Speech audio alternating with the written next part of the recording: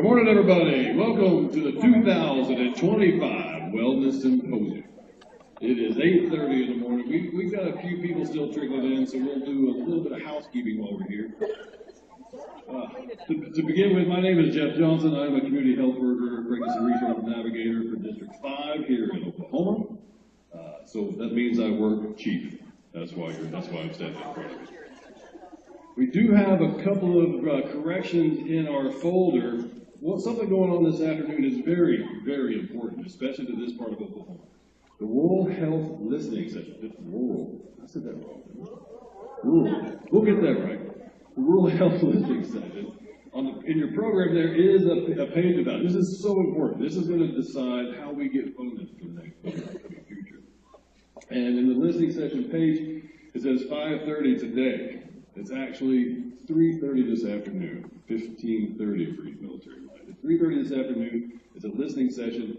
The more people we can have in there, the more opinions we can get, the more money we're going to have to help people. And that's what we're all here for anyway, right? That's what the Wellness Symposium is for, right? So as we get started, we want to start off with a thank you to the Jackson County Community Action Team, otherwise known as JChat, and the Symposium Planning Team for organizing the amazing event. A big thank you to our sponsors as well. You can see them listed in your symposium booklet.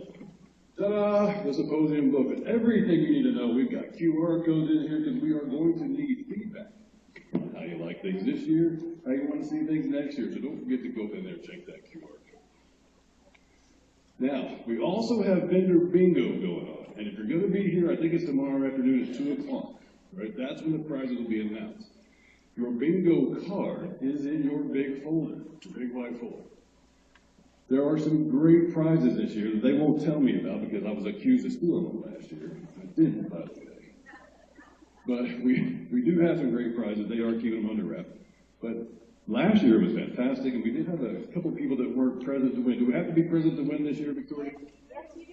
Yes, big present to win. So make sure you go see all our vendors. That's who kind of supports us too. And make sure you see everyone and get all your cards filled out. So let's get started. Let's get rolling this into, and we're going to start with a very special introduction. I'd like to introduce Mindy Spahn. She is the Deputy Commissioner of Community Health Services. She's with the Oklahoma State Department of Health. That's right, big hand. As we come on down the aisle, all right. She's going to share a few words about public health and underscore the importance of public health in shaping strong, resilient communities.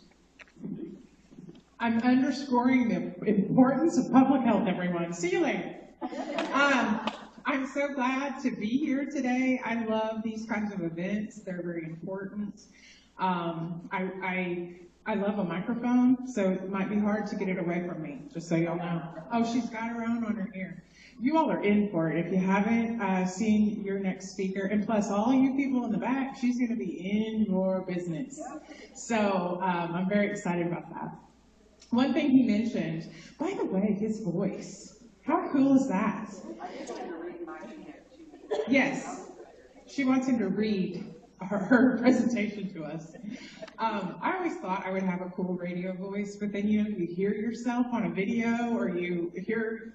My thing is watching myself on a TV interview. I can't do it. It just drives me bananas. So anyway, I'm not that person. I am the Deputy Commissioner for Community Health Services. Before that, I was a regional director. So we have Deborah Johnson in the room. She's our regional director for this District 5 area of the health department. But I love that job. I would do that job now. It is a good way to sit with the community and say, what do we need here? What's going on for our neighbors? What are the things that are important to us to make the changes and build the systems that our families need, that our schools need, that our cities and counties need? That's where the rubber meets the road, I guess, is kind of what you say. So the 20 years that I did that over in Ardmore, I really learned to pay attention to these kinds of days, because you're going to hear some answers today. And especially my teams that are here, I see a lot of faces that are part of my group at the state level. Take some time to absorb what you're hearing And then something that he spoke about, I want everybody in here today, whether you go at 3:15 or 3:30 to the tech center, everybody in here think about one person in your life who is struggling to get health care or is struggling to get their child seen for a specific purpose or has a thought that is an answer. Because that's what that listening session is about. It's not necessarily, I mean, he's not wrong. There's a lot of money coming to the state. There's a lot of money coming to a lot of states right now. And it's actually a part of the big, beautiful bill. When they learned that they were cutting some of the things that our healthcare system depends on, especially in rural communities where most of the people who go to the hospitals or to the doctors are on Medicaid or Medicare, they realized, ooh, we need to do something to support for the next 7 years to build a better system. So what I'm challenging you today is take the opportunity that's in front of us. Take these answers and these things you're hearing, not just the gripes, because pretty much we have 100%, every community assessment I've ever read has the same 5 topics. I could sit here right now and tell you, even though I'm not from Altus, probably the top 4. There's probably one unique one to Altus that's different than Ardmore. But in rural Oklahoma, transportation, you don't have the right docks. Hey, some of us don't even have grocery stores in our communities. So those are the kinds of things that we don't need to tell anybody is the problem. We already know that. I have got to hear from a parent. I've got to hear from the person we're not hearing from. So I challenge you to pick the phone up or text somebody in your life, a key stakeholder that you care about or you think will have some good input. Because right now, the things we've already heard, and Brandy Combs is kind of running this process for the whole state. She's pulling all these listening sessions together, and she was telling me that we looked at the list of the ideas that are already there, and it's really nothing new. So, and I'm not saying it's bad. There's some stuff we've known for 20 years that we have the money to do, and the motivation and the backing, we could get some systems together, but we need new stuff. We've got to hear from that family voice. We need to hear from our patients. We need to hear from the school systems, the people who aren't in the room usually, because a lot of times it's the choir. And you don't have to raise your hand, but do you all feel like the choir a little bit? Speaking to the choir is really what I'm getting at. So for today, 3:30, if at least half of you all can encourage somebody, your neighbor, your aunt, your loudmouth mother, whatever it is, that's me, would come to that meeting at 3:30 and give us some input, and that's what we're looking for. We're not necessarily looking for, hey, I've had this program for 20 years and I need more funding for it.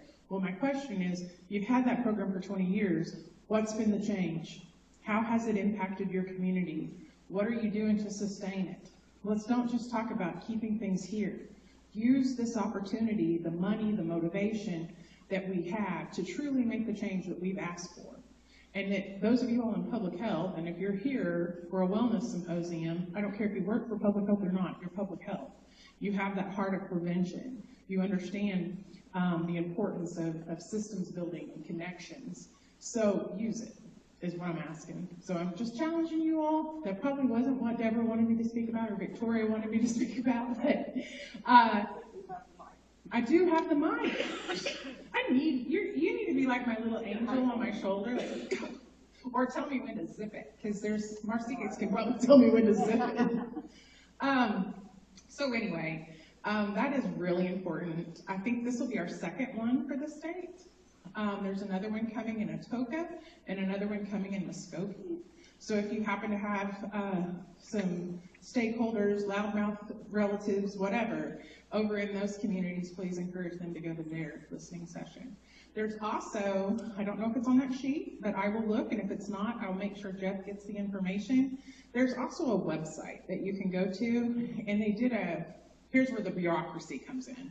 We can't just say, send me your ideas on this form. We have to say, there's a release for information done by the Oklahoma Department of Get on My Nerves. And we need you to put all that information into a 25-question thing that doesn't make any sense to you. But unfortunately, you have to kind of do it that way so we can organize the information. So I'm going to send you the 25-question questionnaire if you don't already have it. Okay, I'm probably like 20 minutes into my 15-minute speech. The other thing I wanted to say, we have a lot of opportunity, not just because of this rural health piece. Yes, things are kind of wonky right now. It sometimes feels like there's a lot of shifts going on, but I'm going to be the first to say, I love public health. I started working for the state health department the day I graduated high school. I enjoy the work that we do because I feel like it's a mission. But we haven't really done the things I've always thought we could do. So let's take the opportunity to think bigger and to actually do something with this opportunity than sit back and say, oh, things are crazy and I just wish they could go back to the way they were. Well, the way they were didn't really work for Oklahoma. We still are in the bottom of our health status. So let's just switch our brains a little bit and say, what's something we could try that's different? So enjoy your 2 days. What a great conference. Thank you to the team and the coalition who's put it together. And I look forward to hearing all the fun stuff that happens. So thank you. Yeah, big hand, and thank you very much for many response. You know, sometimes you hear people speak and sometimes you hear people's heart, and I think we just heard her heart.